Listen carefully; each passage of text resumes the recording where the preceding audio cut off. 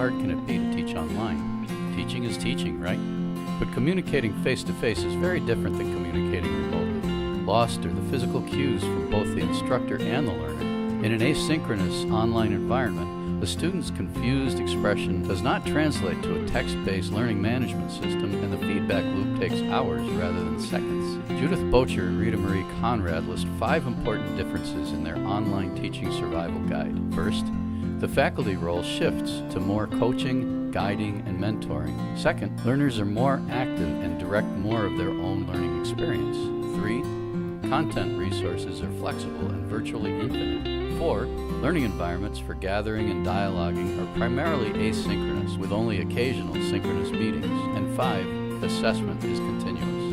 In the classroom, the seasoned instructor can shift teaching tactics and strategies on the fly in direct response to his or her students' real-time reaction to new concepts. But in an online venue, course content and how it is presented is determined in advance, and while changes can be introduced in response to student need, the process is by no means instantaneous as in the face-to-face environment. With that in mind, it's critical that your online course is as close to optimal at the start. That requires excellent planning, design, and presentation. Luckily, many instructors have taken on the same challenge, and over time, a rich collection of best practices has emerged.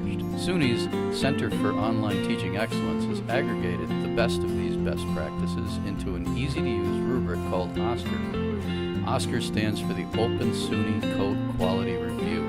The goal of the OSCQR process is to ensure that all online courses are regularly reviewed and refreshed to reflect campus guidelines and research-based best practices. The rubric was developed by considering many different resources, including California State University's CHICO rubric, input from SUNY campuses, SUNY Learning Network and Open SUNY best practices, accessibility standards, and a gap analysis with other rubrics including Quality Matters, NACOL, and Blackboard exemplary courses.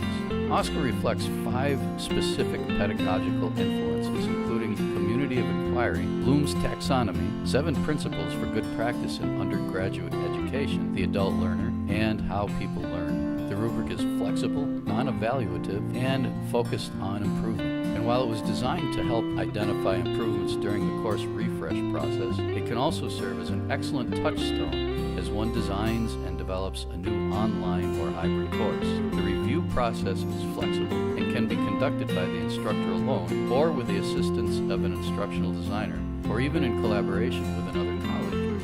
And it's completely confidential. You decide with whom to share it and when. So here's how it works. The first step is to request a rubric. The Technology Enhanced Learning Unit in the Feinberg Library will set you up with an individual rubric for each course you plan to develop or review and provide a link. Only you and your TEL consultant have access unless you decide to share the link with others. The rubric consists of 50 indicators in 6 separate groups: course overview and information, technology and tools, design and layout, content and activities, interaction, and assessment and feedback. As you go through the process of evaluating various facets of your course, the OSCQR rubric automatically keeps track of your work and generates an action plan based on your results. Each indicator includes a link to a page of suggestions. Once your evaluation is complete, OSCQR generates a comprehensive action plan which includes the various comments that were added, as well as an estimate of the time necessary to make those suggested modifications. While it's true that the rubric can be used for self-evaluation, some of your colleagues who have already availed themselves to this valuable tool, and did so in conjunction with TEL's instructional designers, have this to say about their experiences.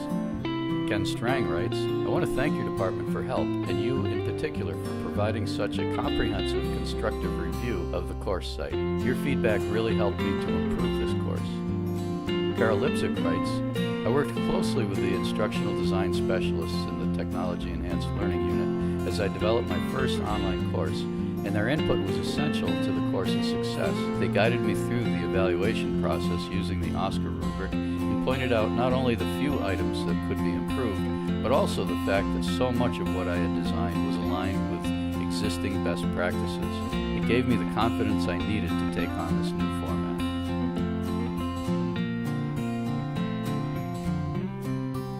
Whether you're a seasoned veteran at online course design or this is your first time, I urge you to take advantage of this valuable service. The staff in the Technology Enhanced Learning Unit stands ready to work with you to add new and engaging activities to your existing online course or to help you launch your first foray into the online environment.